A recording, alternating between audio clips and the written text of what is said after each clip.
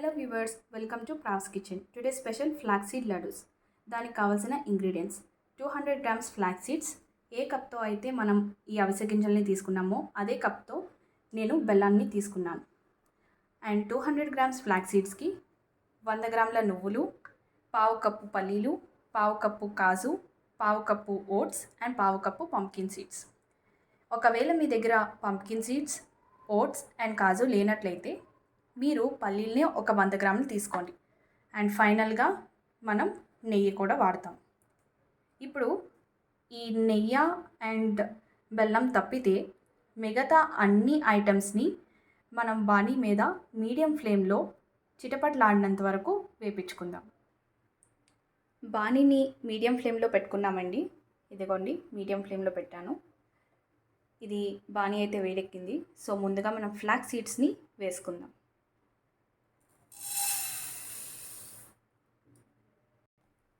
ఈ ఫ్లాక్స్ సీడ్స్ని మనం చిటపట్లాడినంత వరకు వేపించుకుందాం. అండ్ ఇది మనకు ఒక ఫైన్ అరోమా కూడా వస్తుంది. ఇది అయిపోయిన తర్వాత దీన్ని వేరేగా ఒక ప్లేట్లోకి తీసుకొని మిగతా ఐటమ్స్ కూడా ఒకటొకటిగా మనం వేపుకుందాం. ఫ్లాక్స్ సీడ్స్ నేను ఇలాగా తీసుకున్నానండి ప్లేట్లోకి వేడి చేసుకున్న తర్వాత. అలాగే ఇప్పుడు మనం పల్లీల్ని కూడా తీసుకుందాం.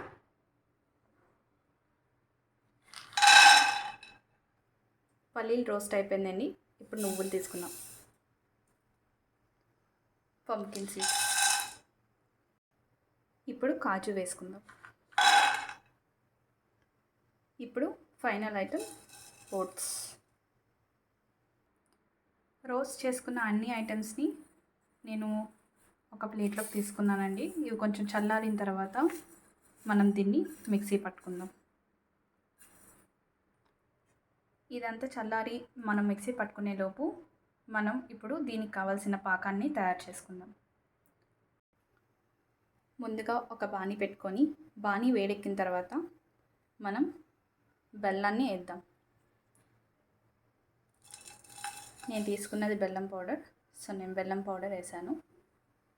దానికి కొంచెం మునిగినంత వరకు మనం నీళ్ళను యాడ్ చేసుకుందాం.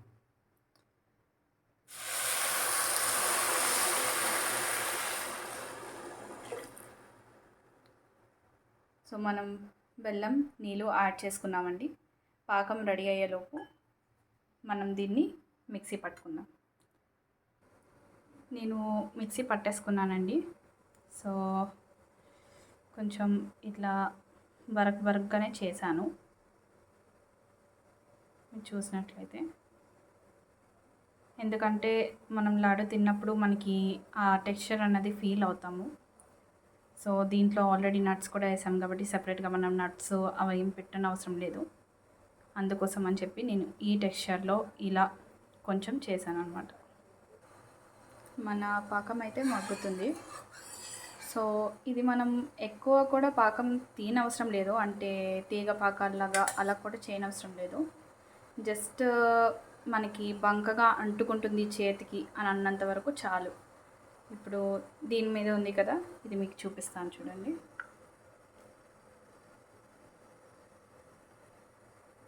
ఇలా నాకు కొంచెం బంకగా అంటుకుంటుంది. అలా బంకగా అంటుకున్నా చాలన్నమాట. ఇప్పుడు మనం పౌడర్ ఏదైతే తయారు చేసుకున్నామో అది ఇందులో వేసేసుకుందాం. తయారు చేసుకున్న పౌడర్ని అంతటినీ ఇందులో వేసేసానండి. ఇప్పుడు మనం మెల్లిగా దీన్ని సిమ్లో పెట్టుకొని కలుపుకుందాం. కలుపుకున్న తర్వాత ఒక 2 చుక్కలు కాదు 2 టేబుల్ స్పూన్స్ నెయ్యి వేసుకుందాం. ఓకే అండి, నేను పూర్తిగా దీన్ని కలిపేశాను. సో నేను ఇప్పుడు ఒక 1 టేబుల్ స్పూన్ నెయ్యి అయితే వేస్తున్నాను. మనం మళ్ళీ ఏదైతే ఉండలు చుట్టుకుంటామో ఆ టైంలో ఇంకొక టేబుల్ స్పూన్ నెయ్యి వేసుకుంటే సరిపోతుంది. మొత్తం మిశ్రమాన్ని అంతటినీ నేను కలిపేశానండి. ఇంకా అయిపోయింది. స్టవ్ ఆపేద్దాం. చల్లారాక ఉండలు చుట్టుకుందాం. మిశ్రమం చల్లారిపోయిందండి. ఇప్పుడు ఉండల్ని చుట్టుకుందాం. నేను చిన్న ఉండలు చేస్తున్నాను. యాక్చువల్గా ఇందాక చెప్పాను కదా కొంచెం నెయ్యి యాడ్ చేసుకోవచ్చు అని. నాకైతే నెయ్యి సరిపోయింది. లేదు మీరు ఇంకొంచెం చిన్న స్పూన్స్తో వేసుకున్నట్లయితే ఒక 2 స్పూన్లు అయితే నెయ్యి అయితే ఖచ్చితంగా పడుతుంది. కొంచెం నెయ్యి ఎక్కువ తింటాము అనే వాళ్ళకైతే పర్వాలేదు, కానీ నెయ్యి తక్కువ తింటారు లేదా ఇంట్లో పెద్దవాళ్ళు ఉన్నారు అని అనుకుంటే మాత్రం ఒక స్పూనే ప్రిఫర్ చేయండి.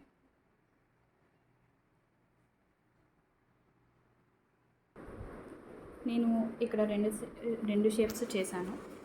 ఒకటి సర్కిల్స్ చేశాను, ఇంకోటి స్క్వేర్ మోడల్ చేశాను.